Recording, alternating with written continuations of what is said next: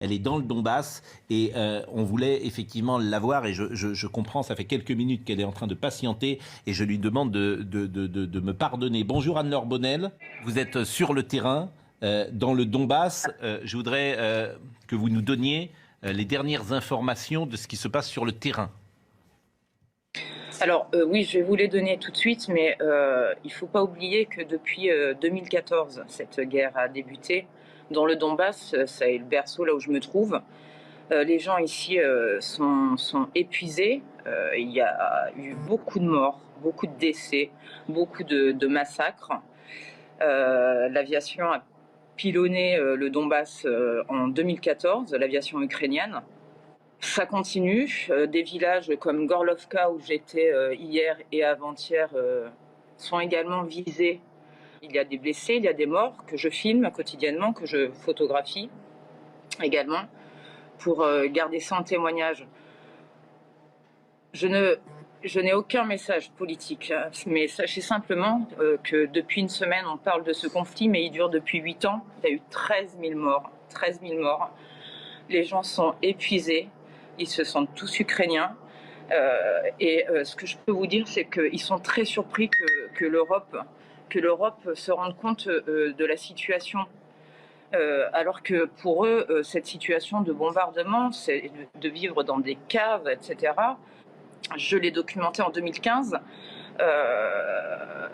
Pour eux, c'est un quotidien depuis 2014, je le répète. Ensuite, je vous interromps parce qu'il y a effectivement tout le monde ne comprend pas la situation aussi précisément, évidemment, que vous la vivez depuis de nombreuses années. Vous avez dit, et ça m'a surpris, tous les gens se sentent ukrainiens. Et vous avez rappelé que les bombardements étaient ukrainiens il y a quelques jours. Alors, mais quelque chose de grave, que visiblement la population du Donbass en 2014 a été ciblée par son propre gouvernement. La population russophone a été bombardée par le gouvernement de Kiev. Oui, voilà. J'ai toutes les preuves, donc je pourrais vous les fournir en rentrant en France. J'ai les images, j'ai un film là-dessus. C'est incontestable. Mais aujourd'hui, les bombardements ou les exactions, elles sont russes ou elles sont ukrainiennes? Du côté où je suis, elles sont ukrainiennes. C'est l'armée ukrainienne. Je suis désolée de choquer tout le monde. Non, pas du tout. Et je ne prends pas parti. Au contraire. Et je ne défends pas Poutine. Je ne prends pas de position. Simplement. Ce que vous dites est factuel. Tout à fait. Et ces populations aujourd'hui a bombardé sa population. Les enfants ont vécu 8 mois dans des caves. Le film que j'ai fait en 2015 est une preuve de toutes ces crimes de l'humanité. J'assume. Je vous invite à le regarder. Hier, j'étais avant-hier dans une école. 2 institutrices ont été coupées en deux, le corps coupé en deux.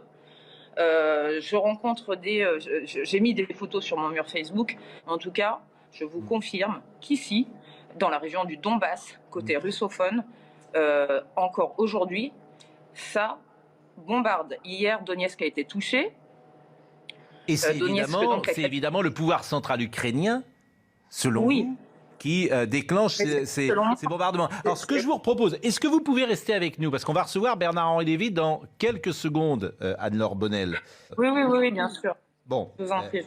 Je vous remercie beaucoup Voilà, écoutez, simplement, cette guerre, la guerre, c'est horrible.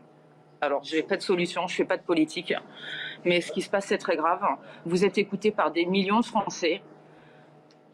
J'espère qu'une désescalade sera possible, parce que quand vous voyez, depuis 2014, il y a 13 000 morts à peu près.